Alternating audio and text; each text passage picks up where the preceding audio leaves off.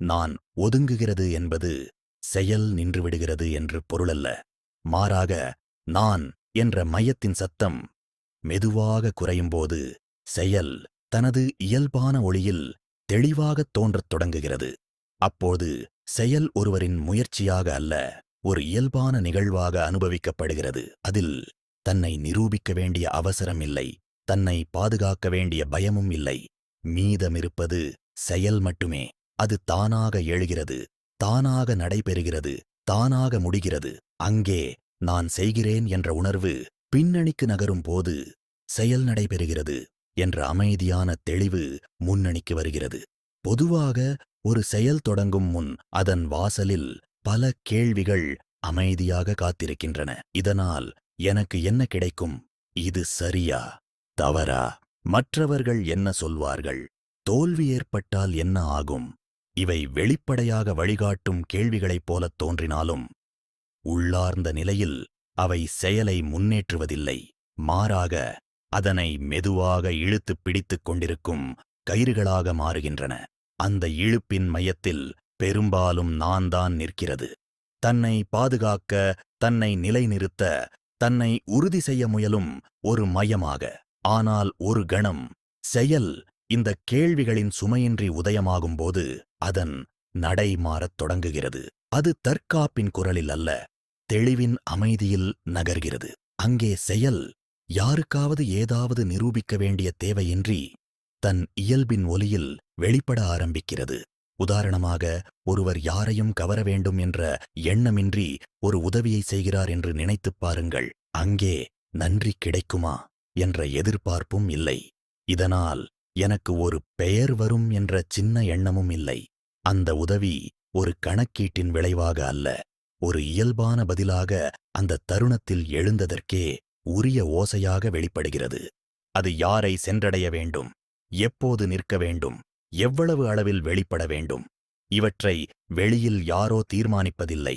செயலுக்குள் இருக்கும் அந்த தெளிவே அதன் எல்லையையும் அதன் ஆழத்தையும் மெதுவாக தானே வடிவமைத்துக் கொள்கிறது.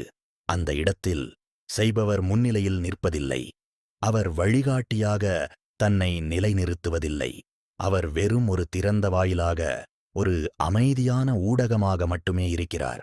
செயல் தன்னைத்தானே நிகழ்த்திக் கொள்ள அனுமதித்து நிற்கும் ஒரு வெளிப்படையான இருப்பாக. அதேபோல் ஒரு புத்தகப் படைப்பை எடுத்துக் கொள்ளலாம். நான் இதைச் சிறப்பாக செய்ய வேண்டும் என்ற உள் அழுத்தத்துடன் எழுதத் தொடங்கும்போது எழுத்து தன்னுடைய இயல்பான பாதையை தேடி அலைகிறது.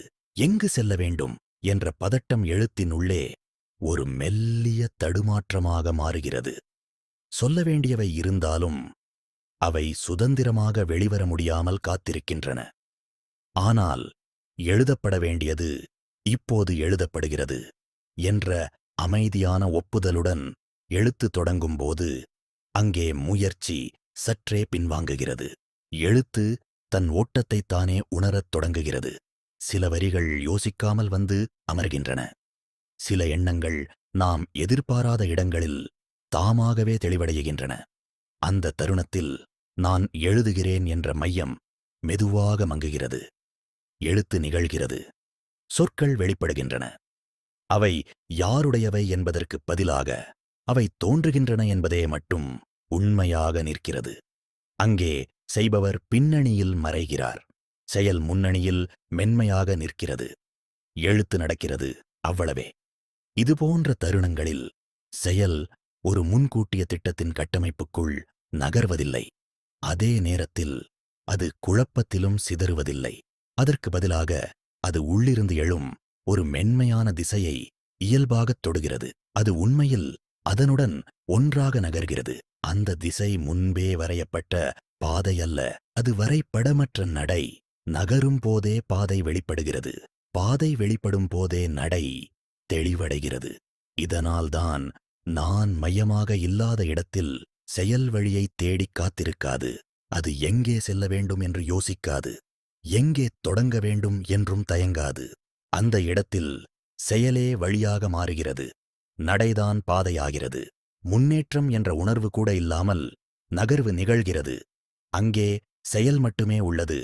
அதைச் சொந்தமாக்கிக் கொள்ள யாரும் இல்லை. இந்த நிலை அரிதான அதிசயம் அல்ல. அது சிலருக்கே சொந்தமான அனுபவமும் அல்ல. பலரின் வாழ்க்கையிலும் அறியாமலே சில நொடிகளாவது இத்தகைய அமைதியான தெளிவு தொட்டுச் சென்றிருக்கலாம். அந்த தருணங்களில் செயல் இயல்பாக நிகழ்கிறது. யாரும் முன்னணியில் நிற்பதில்லை. எதையும் நிரூபிக்க வேண்டிய அவசியம் தோன்றுவதில்லை. ஆனால் அந்த அனுபவத்தை நினைவில் பிடித்து வைத்துக் கொள்ள அல்லது அதை மீண்டும் உருவாக்க முயற்சிக்கும்போது நான் மெதுவாக முன்வந்து நிற்கிறது. அதனால் இந்த நிலை வந்து போகும் ஒன்றாகத் தோன்றலாம். அது நிலைத்திருக்காதது போலவும் தெரிந்திருக்கலாம்.